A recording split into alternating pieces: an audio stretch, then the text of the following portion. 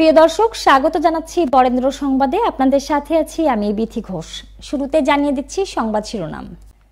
রাজশাহীতে কর্তব্যরত অবস্থায় পুলিশ কর্মকর্তার মৃত্যু।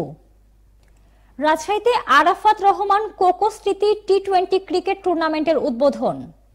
রাজশাহীতে দুরন্ত ধরমপুর ঈদ কাপ ক্রিকেট টুর্নামেন্টের আয়োজন। এতক্ষণ শুনছিলেন সংবাদ শিরোনাম, এবার জানাবো পুরো খবর। কর্তব্যরত অবস্থায় রাজশাহীর মোহনপুর থানায় এক পুলিশ কর্মকর্তার মৃত্যু হয়েছে। ওই পুলিশ কর্মকর্তার নাম আকবর আলী। তিনি মোহনপুর থানায় এএসআই পদে কর্মরত ছিলেন। আকবর আলীর গ্রামের বাড়ি চাঁপাইনবাবগঞ্জ জেলার শিবগঞ্জ উপজেলার ঘোড়াপাখিয়া গ্রামে। তার বাবার নাম মৃত জাবেদ আলী। মোহনপুর থানার ভারপ্রাপ্ত কর্মকর্তা আতাউর রহমান জানান, শুক্রবার জুমার নামাজের পর ASI Akbar Ali duty officer হিসেবে দায়িত্ব পালন করছিলেন। বিকেল ৩টার দিকে হঠাৎ করে অসুস্থ বোধ করলে দ্রুত তাকে মোহনপুর উপজেলার স্বাস্থ্য কেন্দ্রে নিয়ে যাওয়া হয়। সেখানে কর্তব্যরত চিকিৎসক তাকে মৃত ঘোষণা করেন। তিনি জানান, ধারণা করা হচ্ছে হৃদরোগে আক্রান্ত হয়ে আকবর আলীর মৃত্যু হয়েছে। আনুষ্ঠানিকতা শেষে শুক্রবার সন্ধ্যার পর পরিবারের কাছে মরদেহ হস্তান্তর করা হয়েছে। আকবর আলীর মৃত্যুতে রাজশাহীর পুলিশ সুপার সহ ঊর্ধ্বতন কর্মকর্তারা শোক প্রকাশ করেছেন। বিএনপি চেয়ারপারসন বেগম খালেদা জিয়ার উপদেষ্টা মিজানুর রহমান মিনু বলেছেন, যে জাতি গুণীজন ও ক্রীড়াবিদদের সম্মান জানাতে পারে না, সে জাতি উন্নতি করতে পারে না।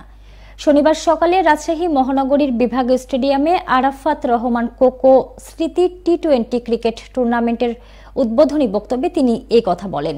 এর আগে পতাকা উত্তোলন, পায়রা বেলুন উড়িয়ে ট্রফি উন্মোচন করা হয়।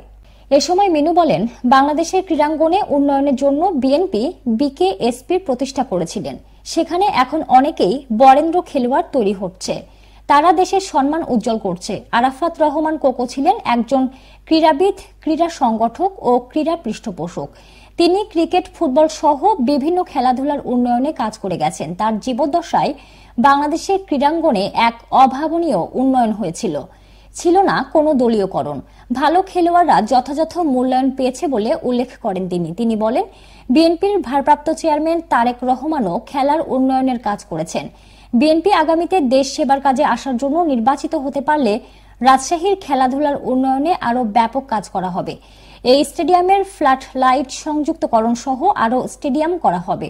উদ্বোধনী বক্তব্যে বিএনপি জাতীয় নির্বাহী কমিটি ক্রীড়া বিষয়ক সম্পাদক, ঢাকা মহানগর উত্তর বিএনপির আহ্বায়ক এবং বাংলাদেশ জাতীয় ফুটবল দলের সাবেক অধিনায়ক আমিনুল হক উপস্থিত ছিলেন। তিনি বলেন, বিগত স্বৈরাচার সরকার ক্রীড়াঙ্গনকে ধ্বংস করে ফেলেছে। এ অবস্থা থেকে উত্তরণ করা হবে। তিনি বলেন, বর্তমানে দেশে ব্যানার সংস্কৃতি দেখা যাচ্ছে। আওয়ামী লীগের দোসররা ভোল পাল্টে যেখানে সেখানে বিএনপি নেতৃবৃন্দের ছবি দিয়ে ব্যানার টাঙ্গিয়ে দখল করার চেষ্টা করছে।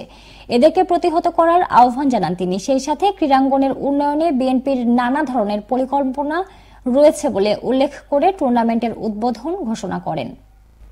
নাটোরের লালপুরে চাঁদাবাজির অভিযোগে লালপুর ইউনিয়নের ওয়ার্ড বিএনপির সাংগঠনিক সম্পাদক খোকন খা এবং তার দুই ছেলে ছাত্রদল কর্মী অনেক খা এবং ফিরোজ খাকে গ্রেফতার করেছে আইন শৃঙ্খলা বাহিনীর সদস্যরা। গতরাতে উপজেলার কলোনি গ্রামের নিজ বাড়ি থেকে তাদের গ্রেফতার করা হয়। এর প্রতিবাদে এবং মুক্তির দাবিতে শনিবার বেলা 10টায় লালপুর থানার সামনে বিক্ষোভ এবং ত্রিমোহনী এলাকায় ঈশ্বরদী বানেশ্বর আঞ্চলিক মহাসড়কে অবরোধ করে গ্রেফতারকৃতদের স্বজনসহ স্থানীয় বিএনপি নেতাকর্মীরা। গ্রেফতারকৃতদের পরিবারের সদস্যরা জানান, চাঁদাবাজির অভিযোগে গভীর রাতে সেনা বাহিনীর সদস্যরা লালপুরের কলোনি গ্রামের খোকন খার বাড়িতে অভিযান চালায়। এ সময় বাড়িতে থাকা খোকন খা এবং তার দুই ছেলে অনিক এবং ফিরোজকে মারধর করে গ্রেফতার করে থানায় সোপর্দ করা হয়। ঘটনাটি এলাকায় জানাজানি হলে স্থানীয় বিএনপি নেতাকর্মীরা থানার সামনে বিক্ষোভ করে তাদের মুক্তির দাবি জানায়। পরে পুলিশ তাদের সরিয়ে দিলে তারা ত্রিমোহনী এলাকায় ঈশ্বরদী বানেশ্বর আঞ্চলিক মহাসড়ক অবরোধ করে। এরপর স্থানীয় বিএনপি নেতা পুলিশের আশ্বাসে অবরোধ তুলে নেন তারা।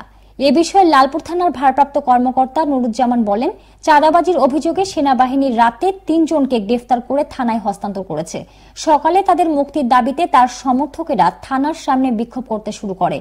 পরে পুলিশ তাদের সরিয়ে দিলে তারা ত্রিমোহনী এলাকায় ঈশ্বরদী বানেশ্বর আঞ্চলিক মহাসড়ক অবরোধ করে।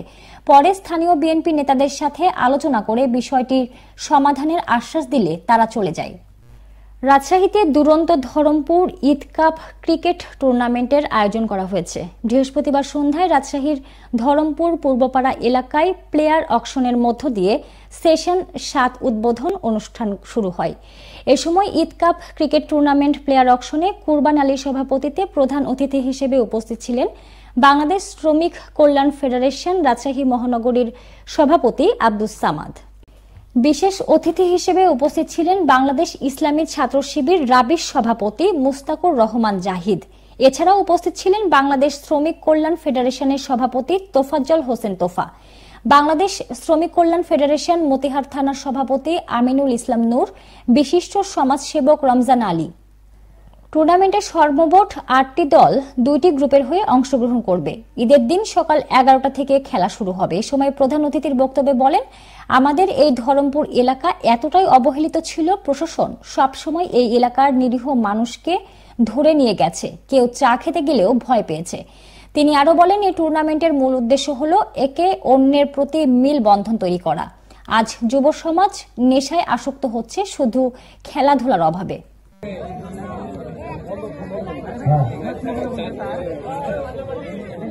ধরমপুর চ্যালেঞ্জার সবাই আছে, ম্যানেজার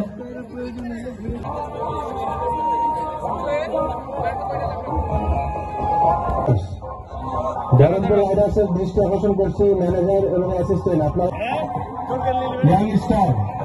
ইয়াংস্টারের দৃষ্টি আকর্ষণ। শুধু খেলাধুলা আমাদের উদ্দেশ্য না, শুধু খেলাধুলা করানোর জন্য এখানে আপনাদের ডাকা হয় নাই। আপনারা যারা সমর্থক আছেন, যারা বন্ধু আছেন, তাদেরকে মান উন্নয়ন করার জন্য এখানে ডাকা হয়েছে।